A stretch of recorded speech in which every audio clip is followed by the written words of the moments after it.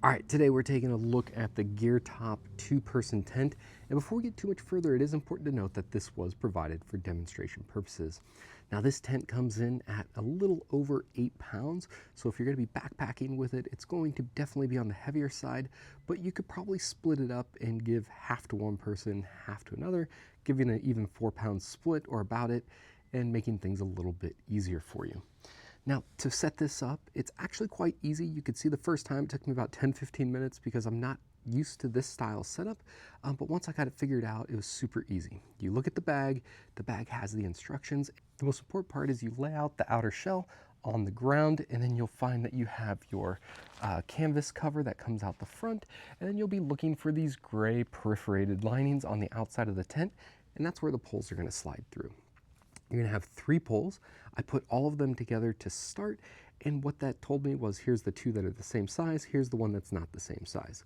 So the 2 longer ones are going to be an X pattern across the tent, and then the third is going to go across the front awning, and you're gonna wanna get all of them evenly put through the tent. That way when you bring the tent up and you have the circular tabs in place, everything pops up very nicely. You could see that I didn't have it all the way through enough, and there was a lot of tension, so the tent got a little awkward for me, but you could see I was easily able to get that corrected and the tent put up nicely. Again, this was just because it was my first time getting set up and figuring out the ins and outs of how it works. Once you get the outer shell of the tent put together, then you can go ahead and start putting the inner tent in.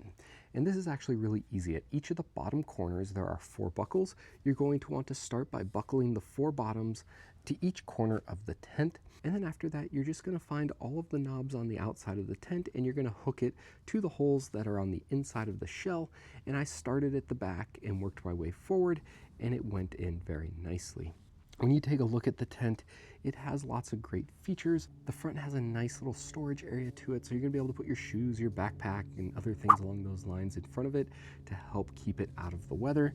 And then on the inside, you do have a ventilation system, both on the front and on the inside sides. It comes with all the tie downs that you need. You have longer ones to hold from the top of the tent, and then you have these shorter just stakes to anchor it into the ground. And these are my favorite kind of stakes here. They are kind of angled, and then they also have the pull tabs on top, making it way easier to take these out. Because it's got the flattish top on here, it makes it really easy to smash these in with a rock as well, while keeping the stake shape. When you have like the circular poles, oftentimes those will bend and break on you, and it's not very fun. I am 5'11", about 205 pounds, and you can see here that I'm taking up about half the space.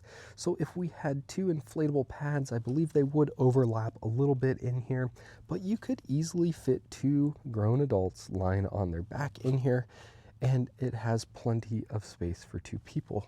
As I was mentioning, on the sides here, you have some ventilation that you can allow some ventilation inside and out.